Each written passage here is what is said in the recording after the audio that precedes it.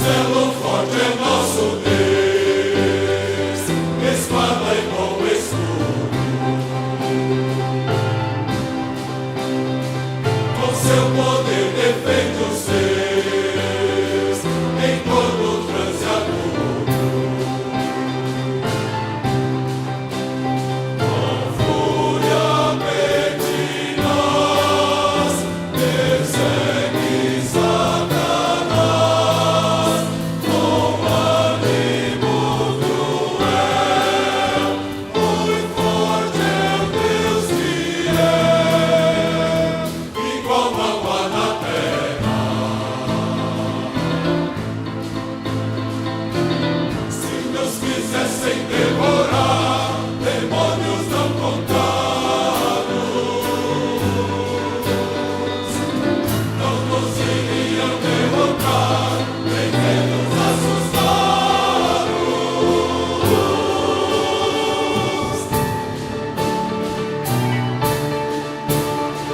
De Deus o verbo ficará, sabemos com certeza, e nada nos assustará, com Cristo por defesa.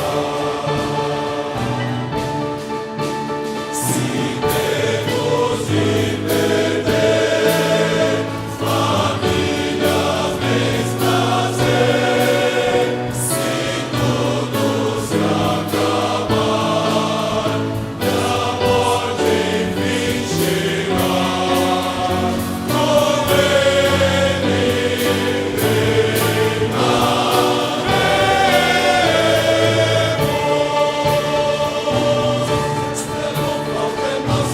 Castelo forte é nosso Deus, Castelo forte é nosso Deus.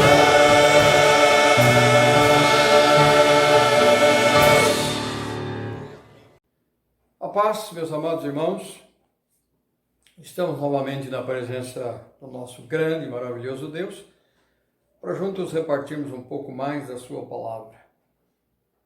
Eu quero, nessa noite, lembrar que mesmo diante dessa situação tão complicada no nosso país, no nosso mundo, com essa pandemia, mas o apóstolo Paulo, em 2 Coríntios, capítulo 2, versículo 14, ele diz assim: graças, porém, a Deus, que em Cristo sempre nos conduz em triunfo, vitória, e por meio de nós manifesta em todo lugar, claro, os lugares lícitos, a fragrância do seu conhecimento.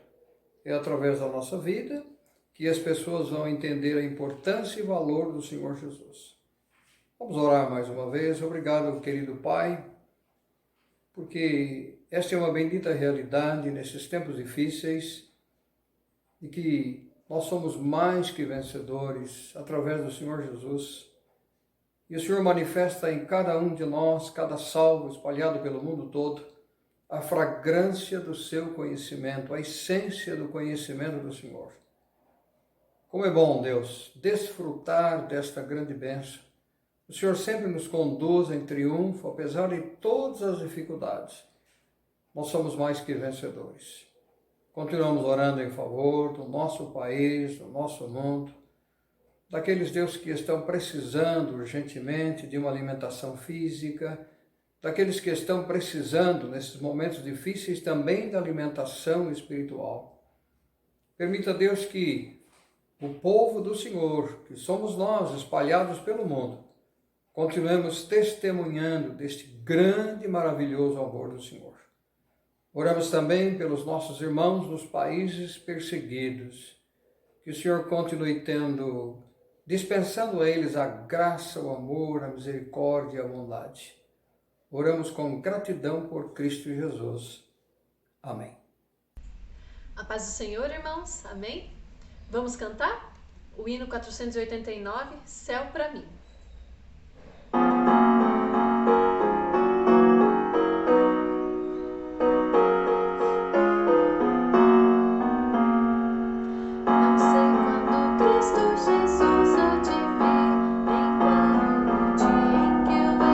Partir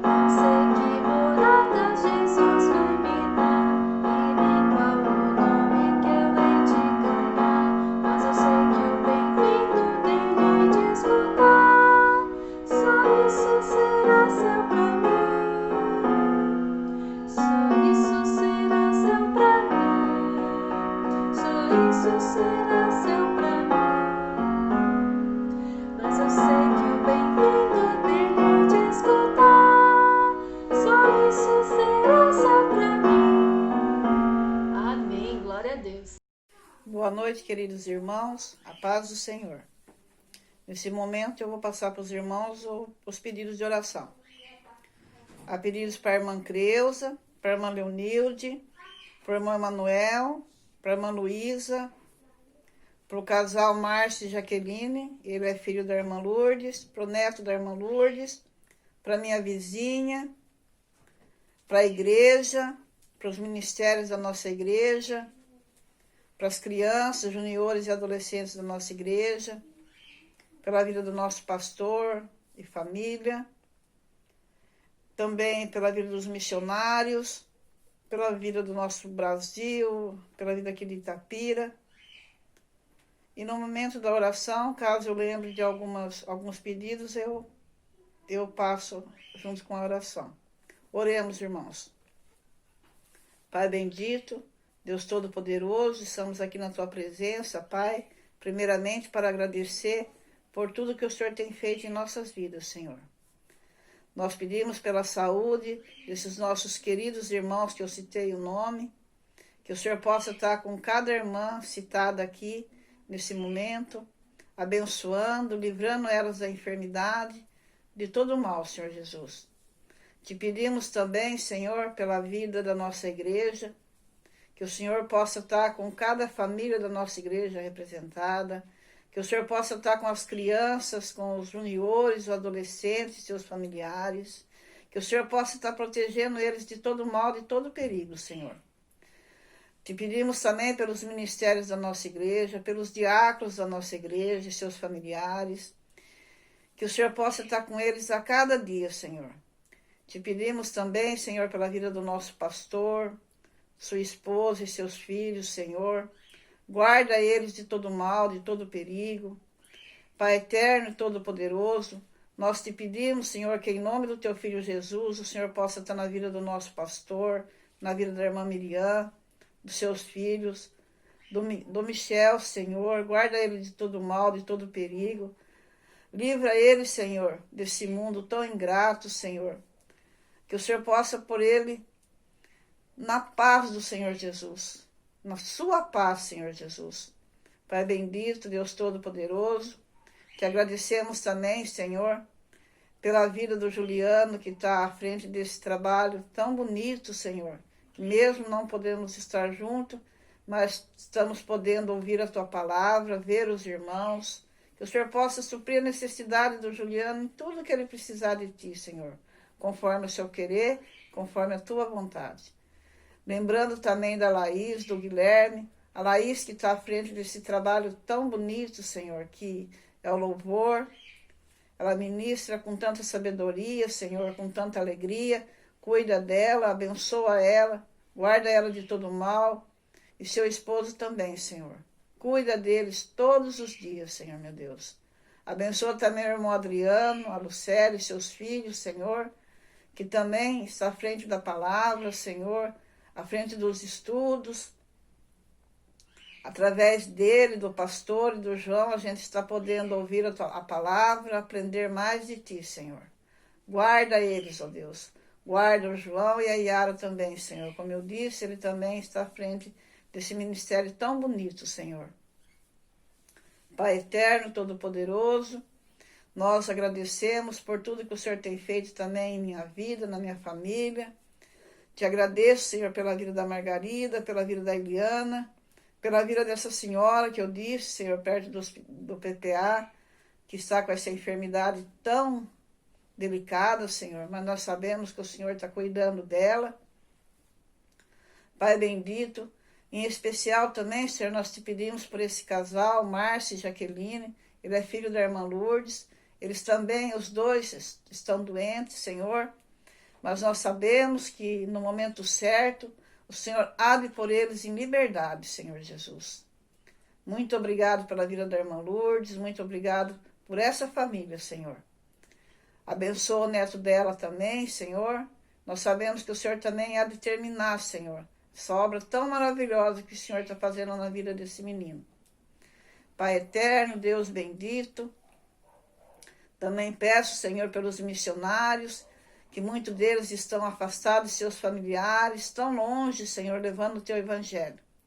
Livra eles também desse perigo iminente do momento, Senhor. Guarda eles dos perigos, ó Pai eterno. E que eles possam ser supridos, Senhor, de todas as necessidades, Senhor. Pai bendito, te pedimos também pelo nosso país, pelo nosso presidente, por seus auxiliares, que tudo que eles forem fazer, Senhor, seja, Senhor, guiado pelo teu Espírito Santo, Senhor. Agradecemos também pela vida do prefeito aqui da nossa cidade, que o Senhor possa estar com ele a cada dia, e também as pessoas que juntam com ele estão atendendo às necessidades aqui de Itapira, que tudo seja conforme o teu querer, Pai, que eles também sejam guiados por ti, Senhor Jesus, pelo teu Espírito Santo, ó Pai. Pai eterno, todo-poderoso, nós te pedimos também que o Senhor guarde os enfermeiros e enfermeiras, médicos do Hospital Municipal, da Santa Casa e de todo o país que estão à frente desse trabalho, cuidando desses enfermos, Senhor, também correndo o risco de adoecer e de levar para os seus familiares, ó Pai. Livra eles desse perigo, Senhor. Guarda eles, Senhor Jesus, é o que nós te pedimos, ó Pai. Pai bendito, Deus Todo-Poderoso, lembrando também dos irmãos e mais pessoas que a gente não conhece, da Clarice, da Rita, que estão necessitando de trabalho, que o Senhor possa suprir para elas, ó Pai, no momento certo, um trabalho também, para que elas possam cuidar, Senhor, da casa, daquilo que elas necessitam, Senhor Jesus. Cuida também da irmã Cida, Senhor. Livra ela dos perigos, onde quer que ela vá. E cuida também daquele casal onde ela trabalha, Senhor. Tenha misericórdia, ó Pai. Pai bendito, nós te pedimos também, Senhor, que o Senhor esteja, Senhor, com todos, Senhor, que creem em Ti, que esperam na Tua misericórdia, que eles possam, Senhor, ter a certeza que dias melhores virão, Senhor. Nós estamos agradecidos a Ti por tudo, Senhor. É no nome santo do Teu Filho Jesus que oramos. Amém. Quero lembrar aos irmãos que estamos estudando a primeira carta que João escreveu. E encerramos na quarta-feira próxima passada o capítulo 1, mas eu quero recordar para destacar algumas coisas importantes e lembrar a cada um de nós daquilo, para não perdermos a sequência daquilo que já estudamos. Capítulo 1, versículo 9 diz assim: se confessarmos os nossos pecados, Ele, Deus, é fiel e justo para nos perdoar os pecados e nos purificar de toda a injustiça. Quer dizer, a confissão de pecado é só a Deus. Claro que se existe alguma coisa para acertar entre os seres humanos, e assim, você me perdoa por isso, tal, é diferente, mas pedido de perdão de pecado é só a Deus, nunca a homens, não a padres, nem tampouco a pastores. E aí as pessoas vão, não, tá bom, então tá legal, agora você volta, tipo assim, época do carnaval, vai lá, peço perdão, e depois continua a mesma velha vida de sempre. Quer dizer, não tem nenhum valor a confissão a um ser humano como nós, que todos somos pecadores.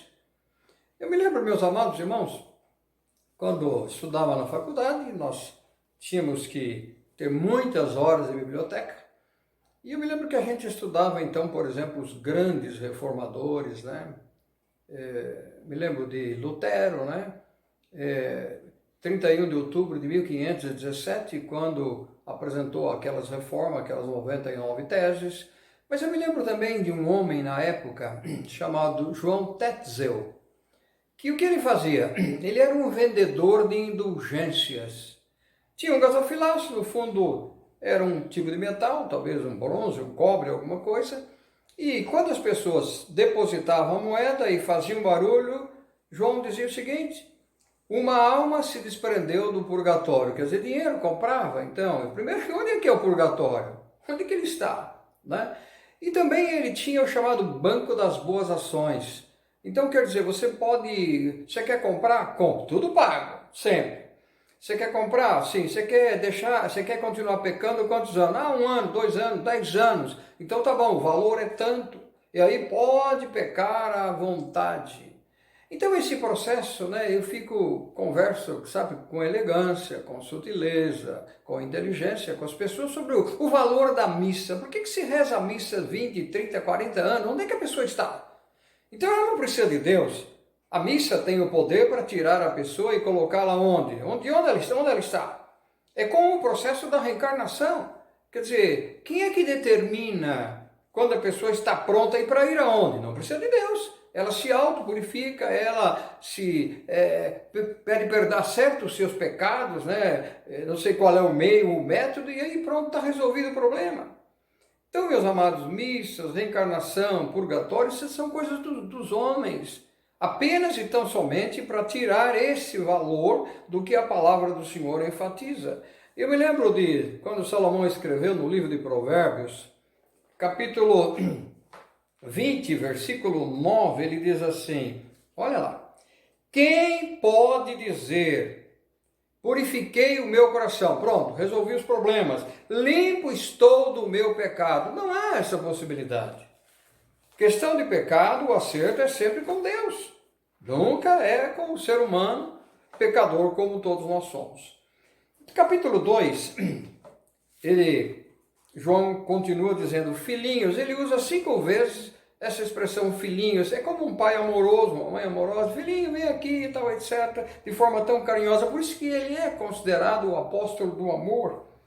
E ele diz assim, olha, filhinhos meus, estas coisas os escrevo para que não pequeis. Aqui está a sugestão. Todos somos pecadores, mas evitar aquele desgaste do pecado. Não quero, como falamos domingo passado sobre a mulher de Ló. Se todavia alguém pecar, olha lá, temos advogado junto ao Pai, Jesus Cristo justo. Quer dizer, qual é a função? É Jesus Cristo como advogado. Eu sou tricotomista e creio que o homem é dividido em 3 partes, corpo, alma e espírito. O corpo é a matéria, a alma os sentimentos, as emoções, e o Espírito é aquele quando se entrega a vida ao Senhor Jesus, através do Espírito Santo, entra na vida onde está, nós não sabemos, mas o fato é que ele está dentro de cada um de nós. Então, o salvo no Espírito, ele não peca mais. O pecado ainda é na alma e na carne, que a gente sofre, infelizmente, e aí vai, através do processo, né, de cada dia, Deus orientando, Deus cuidando, através do Espírito Santo, nós vamos deixando os pecados até um dia que vamos nos encontrar definitivamente com o Senhor. Ele diz, Jesus é o advogado. O que quer dizer isso? A função principal, sem dúvida alguma, de Jesus aqui como advogado, é defender os seus filhos, os salvos, né? De quem? Das acusações de Satanás. Lembram-se no Éden? No Éden, que foi quando Deus se encontrou com Adão. E aí, o que aconteceu? Vocês pecaram e tal? Não, eu não. Foi a mulher que o Senhor me deu. Quer dizer, em outras palavras, acusando a Deus de que ele havia dado uma mulher problemática. Porque o Senhor não deu uma mulher melhor para mim. O Senhor foi dar uma que me levou ao pecado. E aí vai falar com Eva. Eva diz, não fui eu não. Foi quem? Foi a serpente. Satanás sempre é o acusador. Os irmãos conhecem sobejamente, quando eu vou meditar, eu gosto muito de recordar um pouco sobre a vida de Jó, né? É impressionante, um homem que andava com Deus, e aí o que aconteceu, olha lá, capítulo 1, versículo 6, nós vamos ler até 11, num dia em que os filhos de Deus vieram apresentar-se perante o Senhor, veio também Satanás entre eles. Então perguntou o Senhor a Satanás, de onde vem? Satanás respondeu ao Senhor e disse, de rodear a terra e passear por ela. Ele não é onipresente, nem onisciente, nem onipotente. Só Deus tem esses atributos absolutos. E aí, qual era a função? Além de criar os problemas também, é ver, e também através dos seus demônios, aquilo que os filhos de Deus estão fazendo que desagradam a Deus. Às vezes geralmente movidos por Satanás. Perguntou então o Senhor a Satanás, observaste o meu servo Jó? Que coisa, você viu? Olha lá, aquele meu filho, meu servo, porque ninguém há na terra semelhante a ele. E Deus descreve um homem íntegro e reto, temente a Deus, que se desvia do mal. Os irmãos conhecem bem a história. Então respondeu Satanás ao Senhor: porventura Jó serve ao Senhor de balde? Quer dizer, simplesmente ele serve ao Senhor? Não! Acaso não o cercastes de bens, de Sebe, ele, a sua casa e a tudo quanto tem?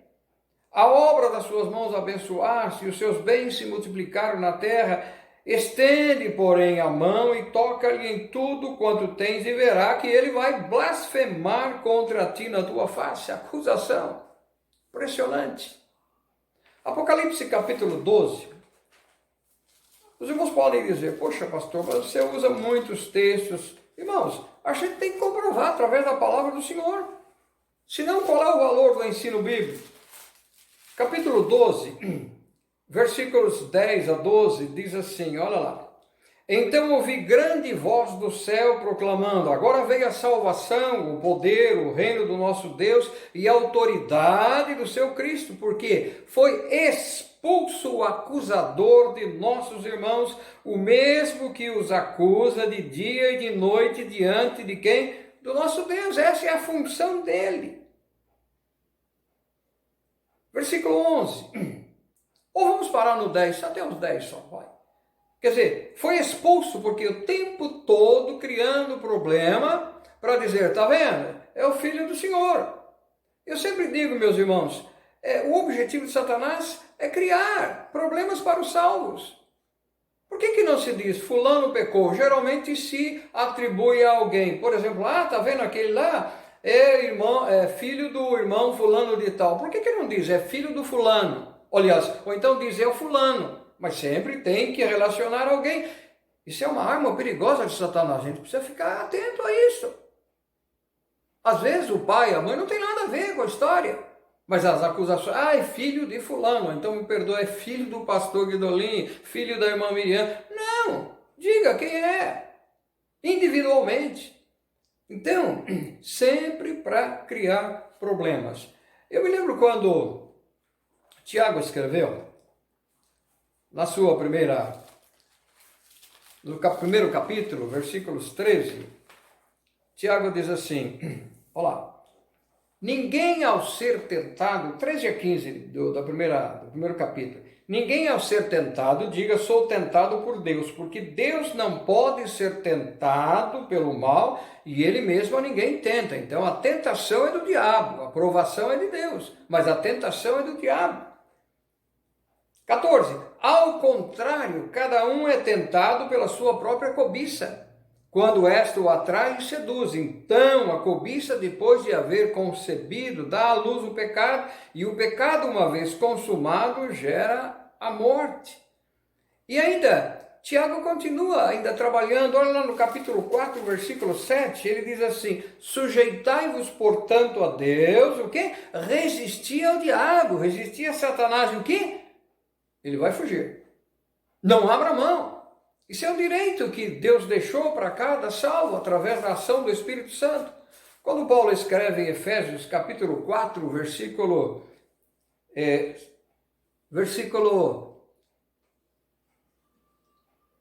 deixa só me lembrar aqui, 27. Ele diz assim, não deis lugar ao diabo, quer dizer, não dá oportunidade para o diabo, que ele vai criar problema realmente. Quando Paulo escreve em 1 Coríntios capítulo 10, versículo 13, ele diz assim,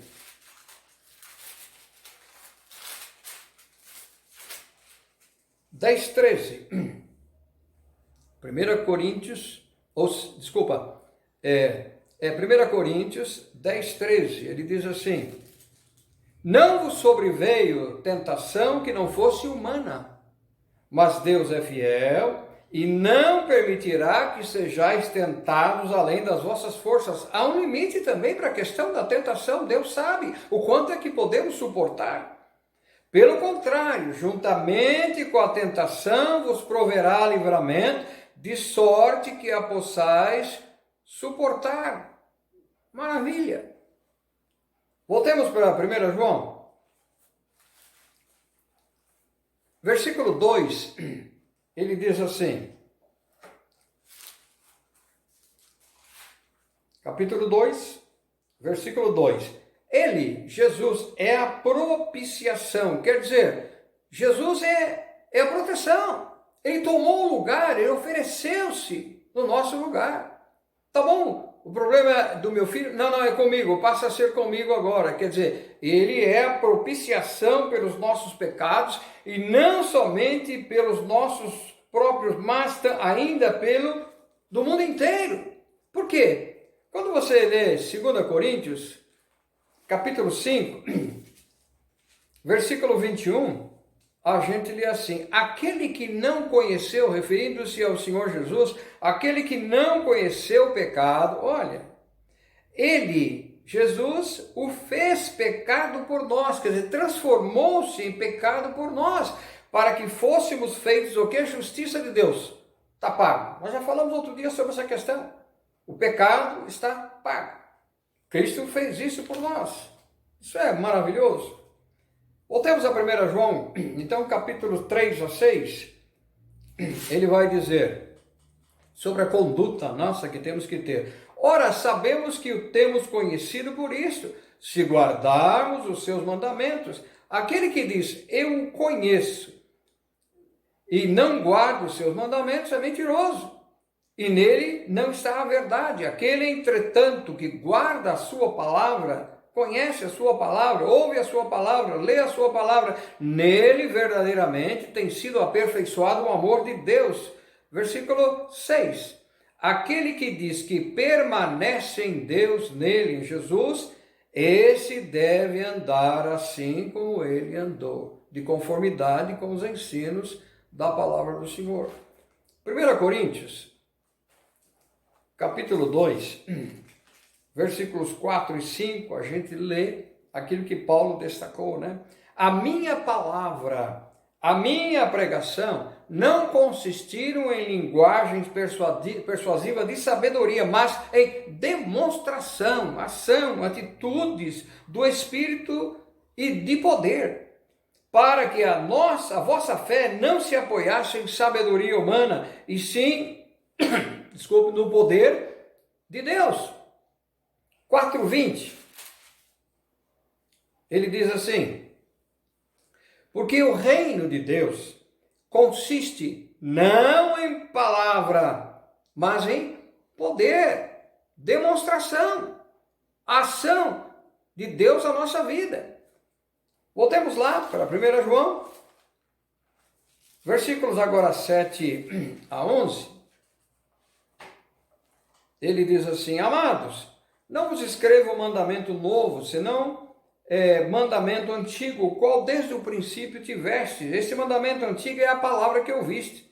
Todavia vos escrevo novo mandamento, aquilo que é verdadeiro nele e em vós, porque as trevas vão se acabando, se dissipando, e a verdadeira luz já brilha. Aquele que diz, olha que coisa interessante, aquele que diz estar na luz e odeia seu irmão, até agora está nas trevas. Então a Bíblia realmente não é favorável à questão do ódio, em hipótese alguma, não só apenas como irmão, mas com as pessoas, né? Aquele que ama seu irmão permanece na luz e nele não há nenhum tropeço. 11. Aquele, porém, que odeia seu irmão está nas trevas e anda nas trevas e não sabe para onde vai, porque as trevas lhe cegaram os olhos. Eu me lembro quando o Senhor Jesus destacou em Mateus 22, falando da questão do amor, versículos 34 a 39, ele destaca assim: entretanto, os fariseus, sabendo que ele fizera calar os saduceus, reuniram-se em conselho, e um deles, o intérprete da lei, experimentando ao Senhor Jesus, lhe perguntou: mestre, qual é o grande mandamento da lei? Respondeu-lhe Jesus: amarás o Senhor teu Deus de todo o coração, de toda a tua alma e de todo o teu entendimento. Este é o grande primeiro mandamento. O segundo é semelhante a este: amarás o teu próximo como a ti mesmo. E aí, versículo 40, ele destaca, né? Desses dois mandamentos dependem toda a lei e os profetas. Então, o ódio não é nada absolutamente vinda da vontade de Deus. Em outras palavras, não é de Deus.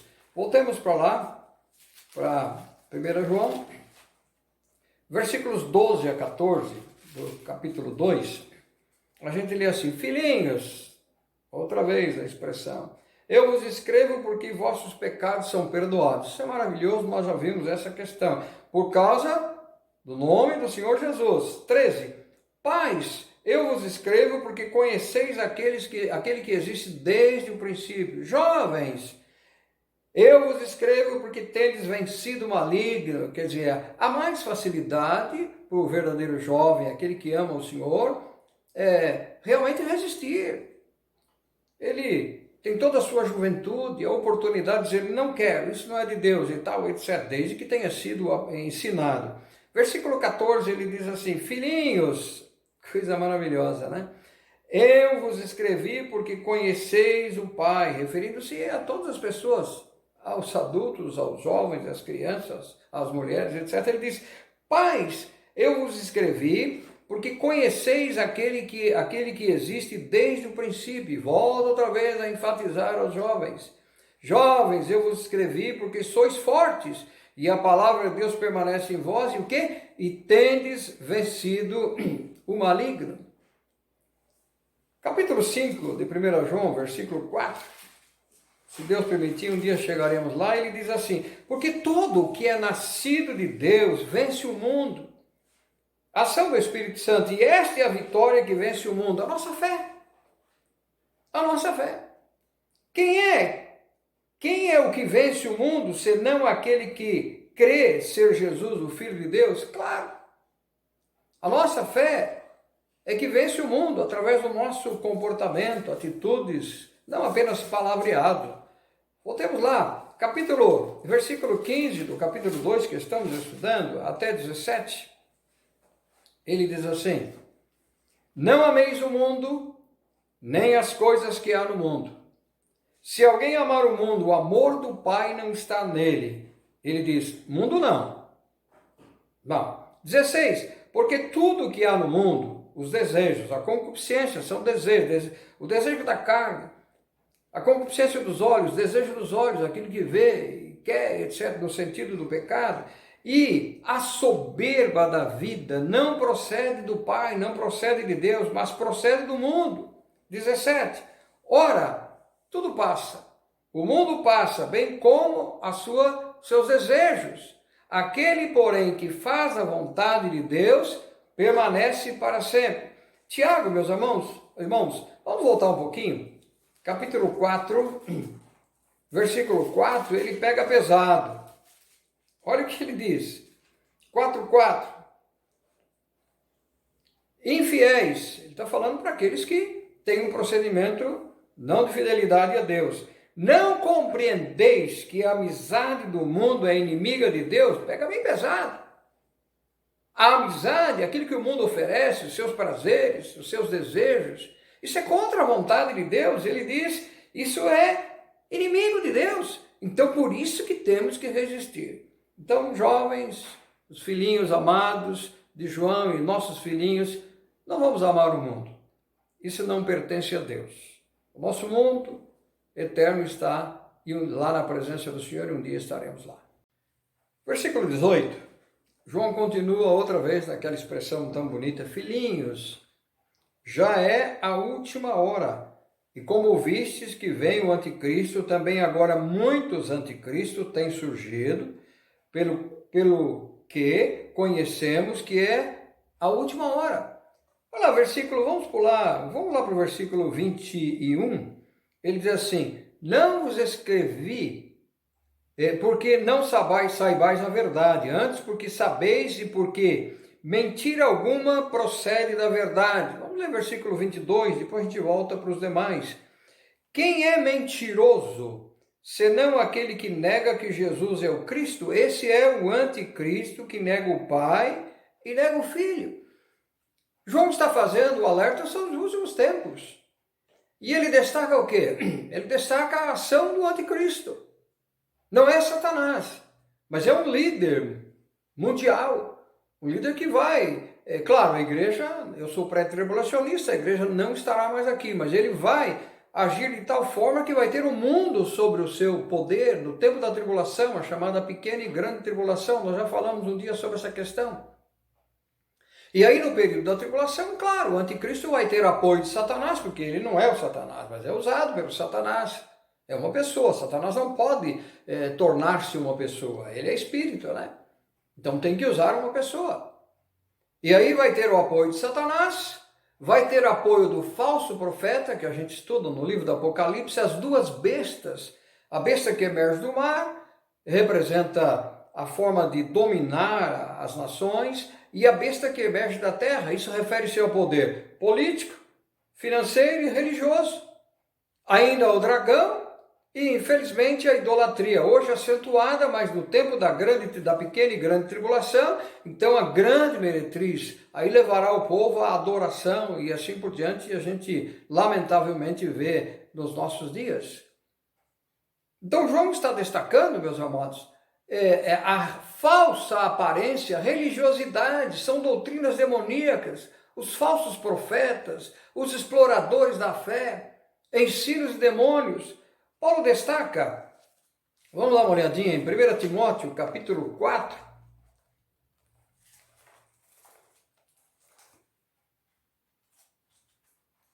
1 Timóteo, capítulo 4, 1 e 2, ele diz assim: ora, o Espírito afirma expressamente que nos últimos tempos alguns apostatarão da fé por obedecerem espíritos enganadores e ensinos de demônios. 2. Pela hipocrisia dos que falam mentira, usados por Satanás. A gente vê hoje em dia, infelizmente, e que tem cauterizada, anestesiada a própria consciência, não consegue mais avaliar essa questão. Ainda 2 Timóteo, capítulo 3, 1 a 5, ele diz: sabe, porém, isto, que nos últimos dias sobrevirão tempos difíceis, pois os homens serão egoístas. E aqui, meus amados irmãos, ele destaca 18 tipos de pecados que não vamos destacar. Estamos estudando João, é apenas para enfatizar. Ligados à apostasia. Depois, uma hora, os irmãos leiam com calma. Olha lá. Pois os homens serão egoístas, avarentos, jactanciosos, quer dizer, criadores de problemas, arrogantes, blasfemadores, desobedientes aos pais, ingratos, falta de gratidão, irreverentes, desafeiçoados, implacáveis, desejo de pecar, caluniadores, sem domínio de si, cruéis, inimigos do bem, traidores, atrevidos. E ele usa aqui uma expressão, enfatuados, quer dizer, arrogantes, achando que sabem tudo. Mais amigos dos prazeres do que amigos de Deus. Impressionante. Mais amigos dos prazeres do que amigos de Deus. Vamos dar uma olhada ainda na segunda carta que João escreveu, lá no capítulo, só tem um capítulo, né? Versículo 7, ele diz assim: pois por causa do nome, 2 João, desculpem, 2 João 1,7, ele diz assim: porque muitos enganadores têm saído pelo mundo fora, os quais não confessam Jesus Cristo vindo em carne. Assim é o enganador e o anticristo. E aí ele faz a recomendação que a gente tem que se acautelar, tomar cuidado. 2 Coríntios, e aqui Paulo pega pesado, capítulo 11, versículos 13. 2 Coríntios, capítulo 11, versículos 13 a 15, Paulo diz assim: porque tais são falsos apóstolos, obreiros fraudulentos, a gente vê isso o tempo todo na televisão, transformando-se em apóstolo de Cristo. Quer dizer, todo mundo hoje é apóstolo. Todo mundo, até mulher é apóstola. Nenhum sinal de contrário à mulher, o seu ministério é uma bênção, tal, etc. Mas todo mundo é. E aí ele diz assim no versículo 14: não é de admirar, porque o próprio Satanás se transforma em anjo de luz, bondade, não, vamos resolver. E não é muito, pois que os seus próprios ministros de Satanás, se transformam em ministros de justiça, e o fim deles será conforme as suas obras. Aqui há a condenação para eles. Voltemos para o versículo 19. Do segundo capítulo que estamos estudando de João. Versículo 19, ele diz assim, 19. Eles saíram do nosso meio. Entretanto, não eram dos nossos, porque se tivessem sido dos nossos, teriam permanecido conosco. Todavia, eles se foram para que ficasse manifesto que nenhum deles é dos nossos. Então, João, meus amados irmãos, é aqueles que ele está aqui abrindo, alertando, né, toda a liderança de que precisa ficar tomando cuidado. É algo sério. Aqueles que tentam ensinar heresias e para confundir a cabeça dos irmãos. É aqueles que não concordam com a sã doutrina. E aí, quando são pressionados, o que eles fazem? Saem. Eu não estou falando que alguns saem das igrejas, né, etc., por outras questões, etc. Mas aqueles que querem criar problemas são aqueles que a liderança tem que ficar alerta, acordada. E a responsabilidade é da liderança. Quer dizer, não lavem as mãos, não é problema meu. Isso é comum nos nossos dias. Não, por favor, posicionem-se. Desculpe a expressão pesada, não se acovarde. Olha, vamos lá, não, isso é contrário ao ensino da palavra de Deus, nós não vamos aceitar isso. Não, é mais fácil pegar e sair, eu vou para outro lugar e assim. Não, amados, fique, mas trate o problema.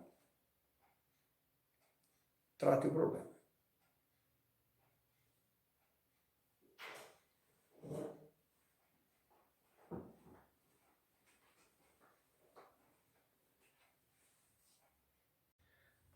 Versículo 20, de 1 João, do capítulo 2, nós vamos trabalhar com o versículo 27, ele diz, pois vós possuís a unção que vem do santo, e todos tendes conhecimento. Vamos trabalhar junto com o versículo 27, daqui a pouco, que trata do mesmo assunto. Versículos 23 a 24, ele está dizendo assim, todo aquele que nega o filho, esse não tem o pai. Aquele que confessa o filho, tem igualmente o pai. Esse é um texto bem claro. 24. Permaneça em vós o que ouvistes desde o princípio. Se em vós permanecer o que desde o princípio ouvistes, também permanecereis vós no filho e no pai. É bem claro, então, esse texto. Versículos 25 e 26, ele diz, e esta é a promessa, isso é fantástico, a promessa da vida eterna. É a promessa que ele, Jesus, nos fez, a vida eterna. 26, isto que vos acabo de escrever é acerca dos que procuram enganar. Cuidado com essa questão, tipo da perda de salvação e assim por diante. Quero ler só uns 4 versículos com os irmãos, 5 versículos, né? Quando o mesmo João escreve, né, no capítulo 3:36, bem conhecido dos irmãos, apenas para também recordar, é bom sempre a gente estar recordando, né, o que a palavra do Senhor ensina. Ele diz assim, 3:36, por isso quem crê no Filho tem, não é terá, é em vida, tem a vida eterna. O que todavia se mantém rebelde contra o Filho não verá a vida, mas sobre ele permanece a ira de Deus. Capítulo 5, né, do Evangelho de João, versículo 24, a gente lê assim, em verdade vos digo, quem ouve a minha palavra e crê naquele que me enviou, tem a vida eterna. E não entra em juízo, mas passou da morte para a vida. Querem ver mais um? 6:47. Ele diz assim, em verdade, enfatizando, vos digo, quem crê em mim, disse o Senhor Jesus, palavras textuais do Senhor Jesus, tem a vida eterna. Vamos mais um texto, 6, agora vamos dar uma olhada em capítulo 10, versículo 10, a gente lê assim, o ladrão vem somente para roubar, matar e destruir, a função de Satanás, mas Jesus estava dizendo, ele está se referindo a ele, eu vim para que tenham vida e a tenham em abundância, quer dizer, para sempre. E 10:28, e a gente para na questão desse versículo, né? Daquilo que estamos estudando sobre a vida eterna. Jesus dizendo, eu lhes dou a vida eterna. Todo mundo que conhece de cor esse versículo, eu lhes dou a vida eterna, jamais perecerão eternamente, e ninguém. Isso, meus amados irmãos, não é relativo, isso é absoluto. E ninguém exclui qualquer possibilidade de qualquer pessoa. E ninguém arrebata, tira você das minhas mãos. Isso é maravilhoso. O próprio João escrevendo.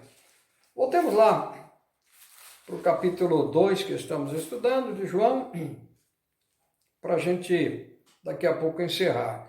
Agora vamos então para o versículo 20 e 27. A gente já leu o versículo 20, vamos recordar. E vós possuís a unção que vem do santo, e todos tende o conhecimento.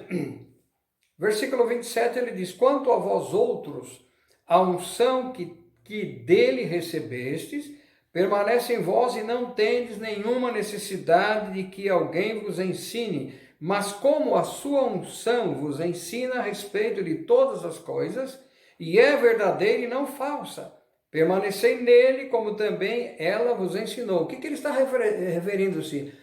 O azeite, o óleo no Antigo Testamento, representa o Espírito Santo de Deus. E era usado na época, os irmãos se lembram, né, para ungir profetas, sacerdotes, reis, que eram separados, escolhidos para servirem a Deus. E também na época como medicamento, passando um óleo para tirar aquela pele endurecida, etc.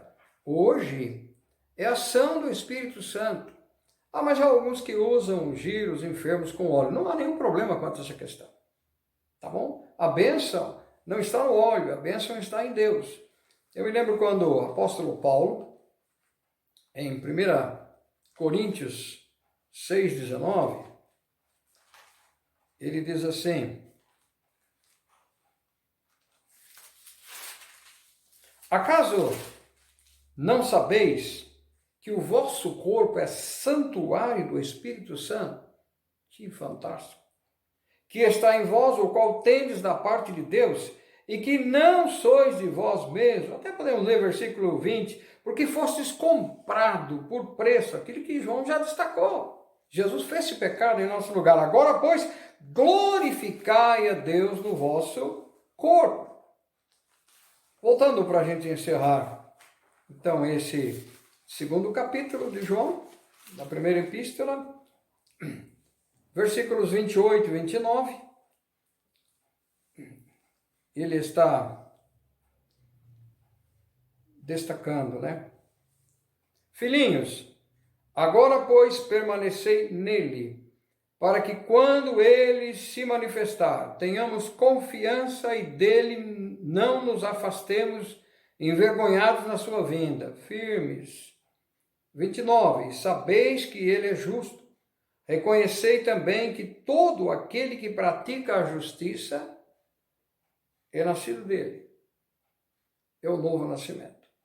Que Deus nos abençoe, amados. Na próxima quarta-feira nós continuaremos, se assim Deus o permitir. E no próximo domingo nós estaremos trabalhando um assunto também bastante gostoso, a provação, valor da fé. E não se esqueçam também de participarem da Escola Bíblica Dominical com os nossos dois seminaristas, todos os domingos, às 9 horas da manhã. Os dois seminaristas, Adriano e João. É uma bênção o ensino da palavra. Deus abençoe e nos veremos, se assim o Senhor permitir. Um grande abraço, pastor Guidolin e Miriam.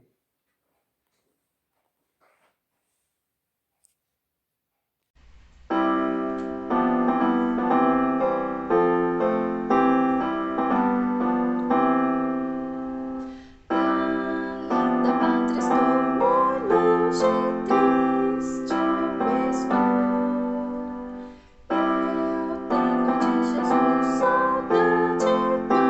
quando será que vou?